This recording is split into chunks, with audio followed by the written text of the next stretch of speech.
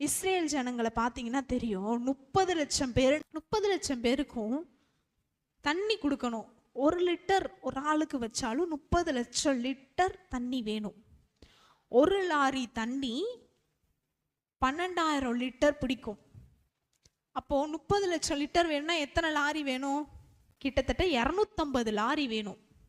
ஒரு நாளைக்கு ஒரு ஆள் 1 லிட்டர் தண்ணி குடிச்சாங்கன்னா 30 லட்சம் பேருக்கு 250 லாரி தண்ணி வேணும். ஃபார் ஒரே 1 லிட்டர் தான் நீங்க குடிக்கணும்.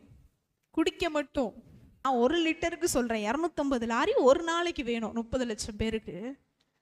அதுவும் நம்ம இதுல என்ன பெரிய விஷயம்? உலகம் ஃபுல்லா மக்கள் தண்ணி குடிக்கிறாங்கன்னு செய்யறாங்கன்னு நீங்க நினைக்கலாம். கரெக்டு. அது வனாந்தரம், சாதாரண இடம் கிடையாது. சாதாரண இடம்னா உங்களுக்கு 1 லிட்டர் போதும், நீங்க ஒரு நாளைக்கு குடிச்சிட்டு இருந்துக்கலாம். அது என்னன்னா வனாந்தரம், வெயில், சூடு மட்டும்தான், மண்ணு மட்டும்தான் இருக்கும் எங்க பார்த்தாலும், வேற எதுவுமே இருக்காது. அப்படிப்பட்ட ஒரு இடத்துல 30 லட்சம் பேருக்கு 40 வருஷம் தண்ணி கொடுத்து நடத்தினார்னா எவ்வளவு பெரிய தேவன்! குடிக்கிறதுக்கு மட்டும் நான் சொல்லியிருக்கேன். இனி அவங்க வச்சிருக்காங்க, என்னென்ன வச்சிருந்தாங்கன்னா ஆடு, மாடு, ஒட்டகம், கோவேறு கழுதை, எருது, இத்தனை வச்சிருக்காங்க. ஒட்டகம்னா உங்களுக்கு தெரியும் எவ்வளவு தண்ணி குடிக்குங்க. ஒட்டகம் லிட்டரு கணக்கா குடிக்கும். ஆடு மாடு வச்சிருந்தீங்கன்னா பார்த்துருந்தீங்கன்னா தெரியும் அவங்களுக்கு ஒரு நாளைக்கு எவ்வளவு தண்ணி காட்டுறாங்கன்னு. ஒரு மனுஷனுக்கே 1 லிட்டர்னு சும்மா நம்ம வச்சாலே இவ்வளோ தண்ணி.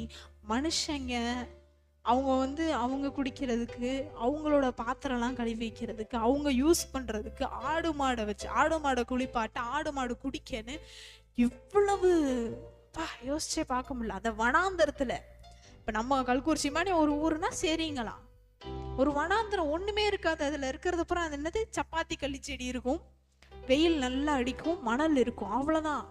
அப்படிப்பட்ட ஒரு இடத்துல அவ்வளவு ஜனங்களுக்கு மட்டும் இல்ல, அவங்க வச்சிருந்த ஆடு மாடுகளுக்கும் தண்ணியை கொடுத்து பார்த்துக்கிட்டாருன்னா எவ்வளவு பெரிய தேவன்!